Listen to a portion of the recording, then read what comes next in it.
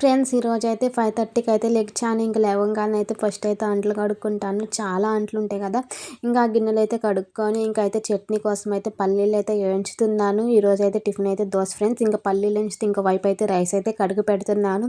ఇంకా అలా నా రైస్ కడిగి పెట్టిన తర్వాత ఇంక మిక్సీ జార్లో అయితే చట్నీకి అయితే పల్లీలు, అలానే శనగపప్పు, పచ్చిమిర్చి, అలానే చిన్నులపై ఉప్పు అయితే వేసి బాగా మిక్సీ అయితే పట్టుకొని పక్కన పెట్టుకున్న. ఆ తర్వాత అయితే దోసకాయ పచ్చడిలోకి అయితే 2 వంకాయలు, ఒక టమాటా అయితే కోస అయితే ఫ్రై చేద్దామని అయితే కోస్తున్నాను. చాలామంది చాకుతో కోస్తారు, బట్ నాకైతే చాకుతో కట్ చేయడం రాదు. పాత వాళ్ళలాగా ఇలానే కత్తి పెడుతూనే కట్ చేస్తాను. ఇంక ఇప్పుడైతే అవి అయితే కట్ చేసి అయితే ఇంకా బాగా వాటిని అయితే ఫ్రై చేయాలి.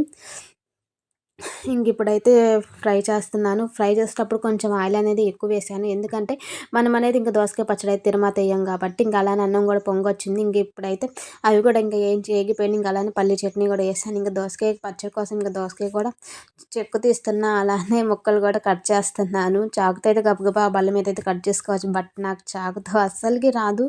ఇంకా అందుకని అయితే ఇంకా చేత్తోనైతే కట్ చేస్తాను. ఇంకా కట్ చేసిన తర్వాత అయితే ఇంకొక గిన్నెలో వేసుకొని ఇంకా మనం ముందుగా అయితే మిక్సీ పట్టుకున్నాం కదా, టమాటా, వంకాయ, పచ్చిమిర్చి అయితే ఇంక మిక్సీ పట్టుకున్న ముక్కలు, మిక్సీ పట్టుకున్న చట్నీ అంతా ఇంకా దోసకాయ పచ్చడిలో వేసి అయితే బాగా కలుపుకున్నాను.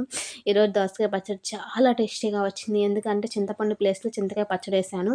నేను ఇందాక చెప్పాను కదా, టమాటాలు వేయించేటప్పుడు కొంచెం ఆయిల్ అనేది ఎగస్ట్రా వేస్తే ఆ ముక్కలు అయితే తీసి అలా ఆయిల్ అనేది తీసుకుంటే చాలా టేస్టీగా ఉంటుంది. ఇప్పుడైతే ఫైనల్గా అయితే అన్నం, కూర, టిఫిన్ అయితే రెడీ అయిపోయింది. ఇంక పిల్లలకైతే దోశలు వేస్తున్నా ఫ్రెండ్స్. ఇది ఏ డే ఇన్ మై రొటీన్ అనిపించింది. ఓన్లీ 9 వరకు ఇంకైతే ఇలా చేసుకొని అయితే పొలానికి కూడా వెళ్ళాం మాగట్లో కలుపుకి.